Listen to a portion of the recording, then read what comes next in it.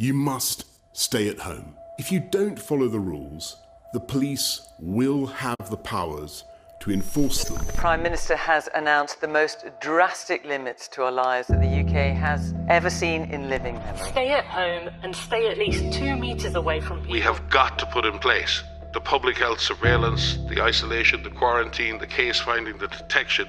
We have got to be able to show that we can go after the virus. What's your estimate for us being able to give someone we just met a hug? Well, I wouldn't recommend it. Really, to get to the point where this is totally sorted is when we have a treatment or a vaccine.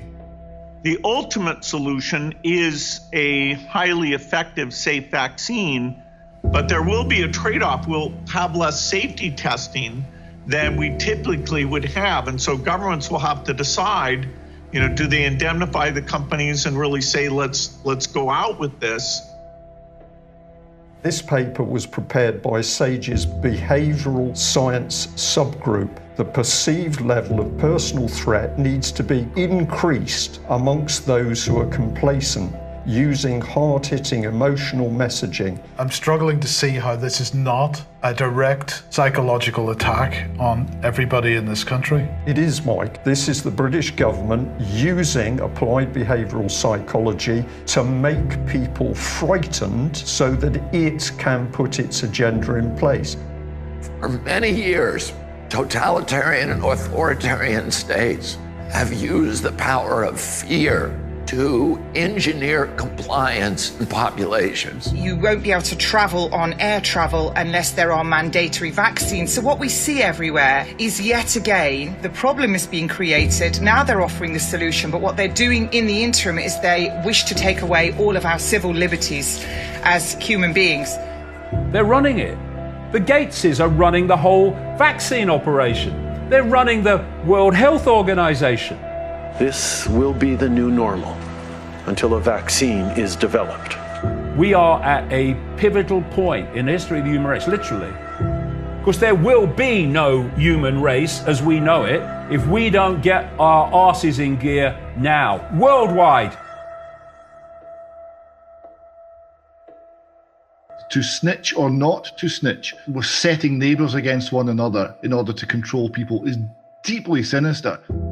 Most of the transmission that's actually happening in many countries now is happening in the household, at family level. Now we need to go and look in families to find those people who may be sick and remove them and isolate them in a safe and dignified manner. DCF's Division of Child Protection and Permanency may be called to take custody of your children. So should we do something now? Or are we going to roll over and let them take our kids? We're going to let them go door to door, declaring medical martial law on the parents, and then taking the kids. I am now directing medical officers of health that all confirmed cases are to be managed in a quarantine facility. You either get your tests done and make sure you're cleared, or we will keep you in a facility longer. So I think most people will look at that and say, I'll take the test. I don't care who you are, I don't care what walk of life you are from. The moment you start raiding people's houses or even organising a protest, you live in a dictatorship. I've been arrested for my daily walk, for walking down the street. Fascism! This is fascism! This bill enables the police to enter a home without a warrant.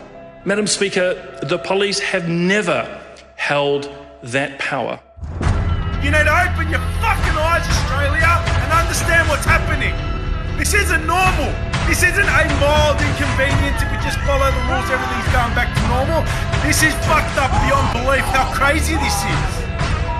They ruined our businesses. They've treated us like animals. They're kicking in doors without warrants and taking people away. They're lying on their certificates. They're using palliative care numbers for people that are dying of COVID. The most unethical, immoral thing I've ever heard of in my life. They've sat back and allowed evil to run completely rampant over everybody. And we thought that somehow it wasn't going to affect us.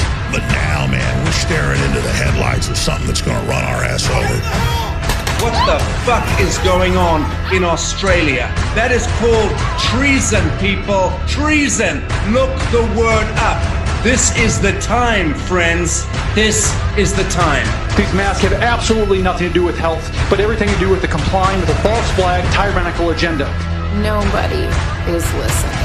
They don't care what is happening to these people.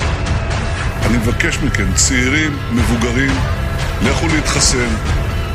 קחו את הדרכון הירוק שלכם. Protests are not safe. Protests are selfish. Protests are potentially very dangerous. This is also a test of humanity to see how much of our liberty we will let go before we finally draw the line under enough. We, the people, are waking up. They don't need celebrating, they need calling out. They need exposing for what they're doing. But you don't have a choice. People act like you have a choice. Normalcy only returns when we've largely vaccinated the entire global population. No, I will not cooperate with our own enslavement, and there are billions of us and a handful of you. Our freedom is worth fighting for. Our freedom is worth dying for. Our children will have a future.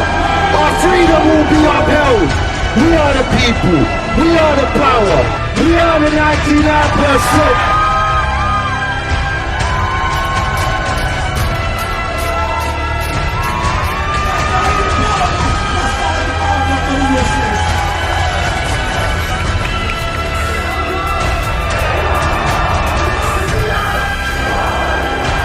The sleeping lion is stirring, it's starting to wake.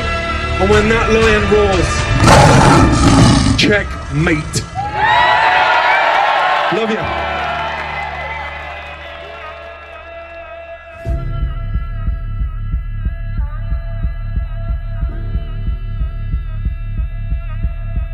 This could be the turning point when humanity got off its frickin' knees.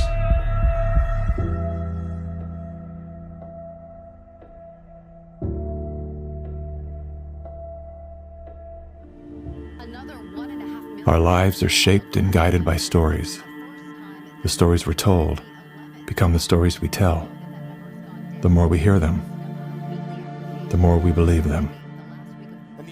When used as a tool, they help us to better understand who we are, where we came from, and where we're going. When used as a weapon, they can be deadly. One of the most dangerous stories we've been told is the one that goes something like this. Humanity is a failed experiment. We are parasites, a cancer, a virus. Human beings are a disease. It is a myth that permeates our movies, our music, our media, and our minds. As they say, repeat a lie often enough, it becomes truth.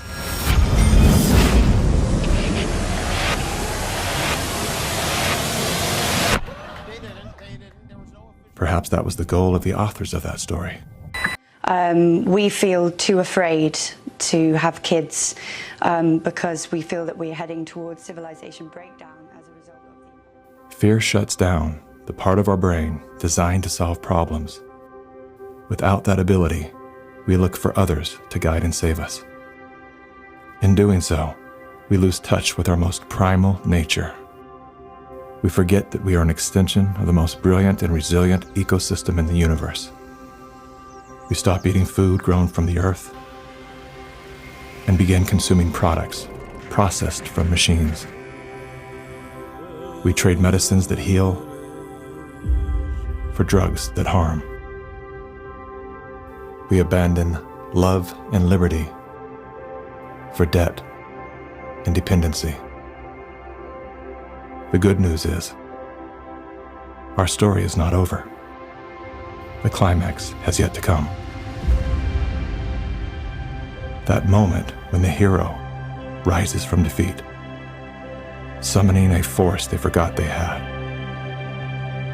A force within, a force of nature.